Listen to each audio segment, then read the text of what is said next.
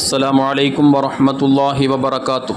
بسم الله الرحمن الرحيم. الحمد لله رب العالمين.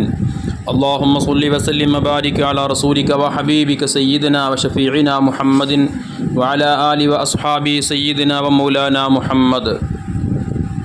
നാം ചെയ്യുന്ന ഇബാദത്തുകളിൽ പ്രതിഫലം ഇത്രയാണെന്ന് കണക്കാക്കാൻ കഴിയാത്ത വലിയ പ്രതിഫലം വാഗ്ദാനം ചെയ്യപ്പെട്ട 3 കാര്യങ്ങളെ സംബന്ധിച്ച് വിശുദ്ധ ഖുർആൻ നമ്മെ ഓർമ്മപ്പെടുത്തിയിട്ടുണ്ട്. ഹബീബായ മുത്തുനബി സല്ലല്ലാഹു അലൈഹി വസല്ലമ തങ്ങളും അതിൻ്റെ മഹത്വം നമ്മെ പഠിപ്പിച്ചു തന്നിട്ടുണ്ട്. അതിലേറ്റവും പ്രധാനപ്പെട്ട ഒന്നാണ് മറ്റുള്ളവർക്ക് വിട്ടുവീഴ്ച ചെയ്തു കൊടുക്കുക എന്നുള്ളത്. നമ്മോടിങ്ങോട്ട് മോശമായി പെരുമാറിയവൻ, മോശമായി സംസാരിച്ചവൻ, നമ്മെ ആക്രമിച്ചവൻ, നമ്മോട് അനീതി കാണിച്ചവൻ, നമ്മെ മാനസികമായോ മറ്റോ പ്രയാസപ്പെടുത്തിയവൻ, അവരോട് അങ്ങോട്ട് വിട്ടുവീഴ്ച ചെയ്തു കൊടുക്കുക എന്നുള്ളത് നമുക്ക് നമ്മുടെ ജീവിതത്തിൽ ഇസ്സത്ത് വർദ്ധിക്കാൻ അത് കാരണമായി തീരുമെന്നാണ് ഹബീബായ മുത്തുനബി സല്ലല്ലാഹു അലൈഹി വസല്ലമ തങ്ങൾ ഓർമ്മപ്പെടുത്തിയത്. ഇമാം മുസ്ലിം റളിയല്ലാഹു തആല അൻഹു ബഹുമാനപ്പെട്ട അബൂ ഹുറൈറ റളിയല്ലാഹു അൻഹുവിൽ തൊട്ട് ഉദ്ധരിക്കുന്ന ഹദീസിലൂടെ ആ വിഷയം ഹബീബ് സല്ലല്ലാഹു അലൈഹി വസല്ലം നമ്മെ പഠിപ്പിച്ചിട്ടുള്ളതാണ്.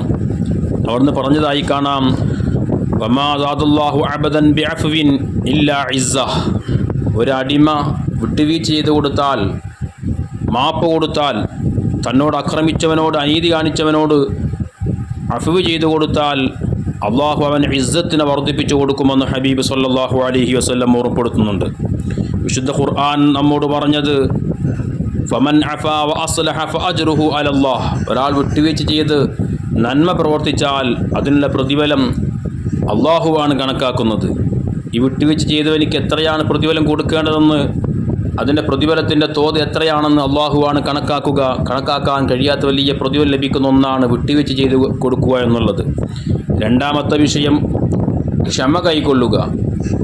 അള്ളാഹു സുബ്ഹാനഹു വ തആല പല നിലക്കും നമ്മെ പരീക്ഷിക്കും. സമ്പത്ത് നൽകിയും നൽകാതെയും, മക്കൾ നൽകിയും നൽകാതെയും, രോഗങ്ങൾ നൽകിയും, അതുപോലെ തന്നെ മാനസികമായി ഒക്കെ പ്രയാസങ്ങൾ നമുക്ക് നൽകിയൊക്കെ അള്ളാഹുവിൻ്റെ ഭാഗത്തു നിന്നുള്ള പരീക്ഷണങ്ങൾ വരാം. സാമ്പത്തികമായി വലിയ പ്രയാസം നേരിടുന്ന എത്രയോ ആളുകളുണ്ട്, ശാരീരികമായി അസ്വസ്ഥതകൾ ഉള്ള ആളുകളുണ്ട്. ഇതെല്ലാം അള്ളാഹുവിൻ്റെ ഭാഗത്തു നിന്നുള്ള പരീക്ഷണങ്ങളാണ്.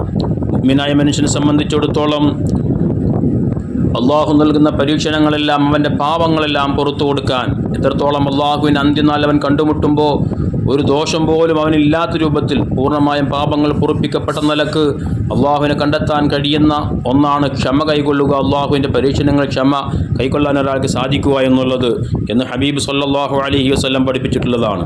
ക്ഷമക്കുള്ള പ്രതിഫലം ഖുർആൻ പറയുന്നുണ്ട്, ഇന്നമാ യുവഫ്ഫസ് സാബിറൂന അജ്റഹും ബിഗൈരി ഹിസാബ്.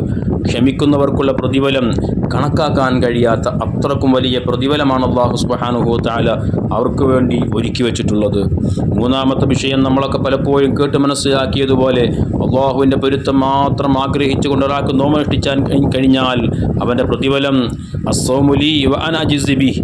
നോമ്പ് അതെനിക്കുള്ളതാണ്, അതിൻ്റെ പ്രതിഫലം കണക്കാക്കുന്നവൻ ഞാനാണെന്ന് അല്ലാഹു സുബ്ഹാനഹു വ തആല പറഞ്ഞതായി ഖുദ്സിയായ ഹദീസിലൂടെ വന്നിട്ടുള്ളതാണ്.